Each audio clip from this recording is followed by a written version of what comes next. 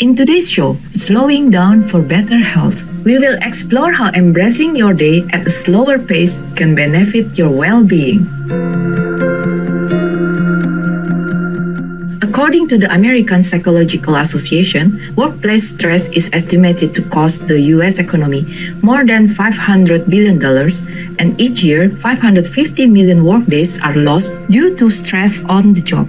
Whether it's environmental or psychological, stressful events can trigger the release of stress hormones, such as adrenaline and cortisol, to induce the required physiological responses for us to handle different situations.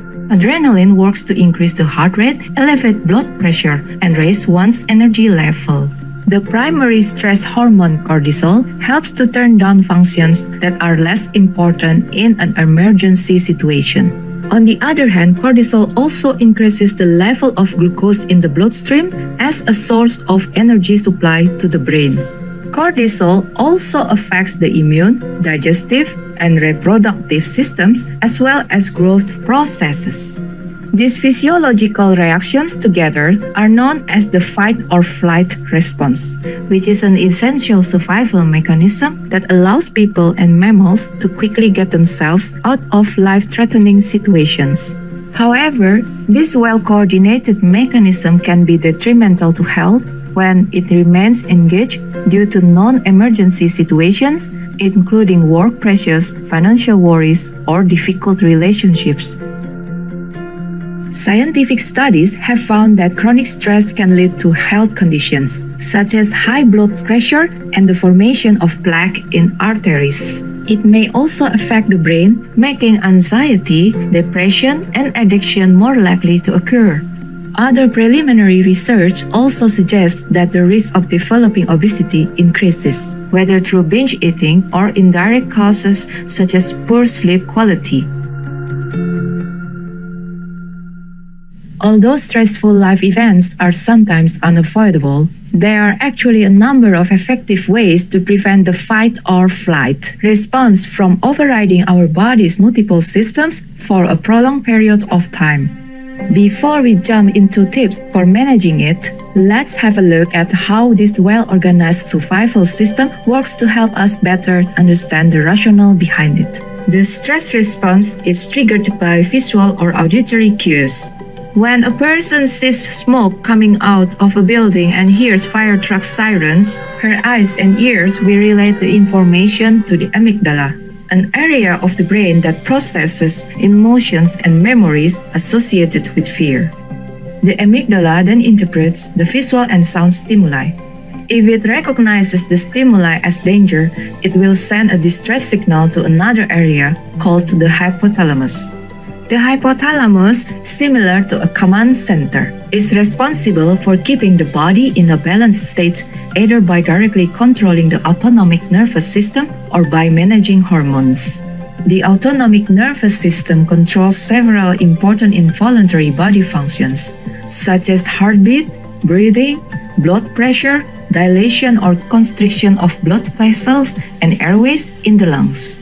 This system is composed of two major divisions, which are the sympathetic nervous system or SNS and the parasympathetic nervous system or PNS. The SNS and PNS function like the gas pedal and the brake in the car. When we perceive a threat, whether it's physical or emotional, the SNS will kick in and override the PNS. Imagine that you are driving on the freeway and want to pass the car in front of you. Stepping on the gas pedal will make the engine work harder and quickly generate a burst of horsepower to allow you to pass. Similarly, in the human body, the hypothalamus does so by signaling the adrenal glands to release adrenaline into the bloodstream to activate the SNS.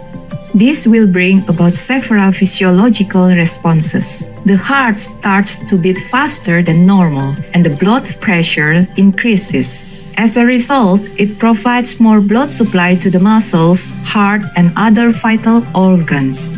While small airways in the lungs widen to allow more intake of oxygen, the person will breathe faster to maximize the oxygen supply to the brain for alertness.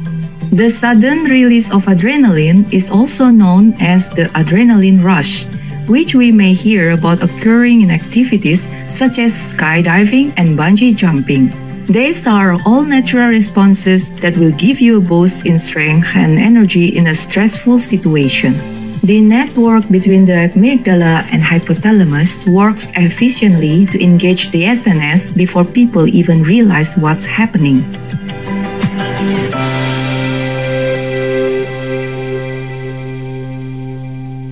We now continue our discussion of the fight or flight response. When the adrenaline rush subsides, the second component of the stress response system, called the HPA axis, will come into effect. As part of the HPA axis, the hypothalamus works with the pituitary gland to prompt the adrenal glands to release cortisol, which will keep the gas pedal pressed down. This way, the body continues to stay alert until the person is out of danger. As the cortisol level drops, the parasympathetic nervous system will take over gradually. Doctors often refer to the parasympathetic nervous system as controlling the rest and digest functions, in contrast to the fight or flight response of the sympathetic nervous system. Similar to stepping on the brake to slow the car down, the PNS slows down certain responses and puts the body back to a calmer state for rest and repair. In contrast to sympathetic responses, parasympathetic ones increase salivation, promote digestion, decrease the heart rate, constrict bronchial tubes in lungs, and relax muscles. When both systems are in balance, our body is in optimal health and working properly. Although most of the time our perceived dangers come from life events such as impending work deadlines, financial burdens, or relationships, our body may still see them as life-threatening occurrences. When the body is constantly in a fight or flight mode, it continues to stimulate the adrenal glands and prompts the release of cortisol, which can cause detrimental effects to the body. This is similar to keeping the engine revving in the red zone for an extended period of time. Therefore, the key is being able to effectively deal with your stress and bring your body back to a calmer state. There is more to life than increasing its speed. This quote by Mahatma Gandhi perfectly summarizes the importance of taking time in life, whether you're looking from the aspect of health or spiritual cultivation. Although the autonomic nervous system controls involuntary actions, there are many ways to enhance the parasympathetic nervous system.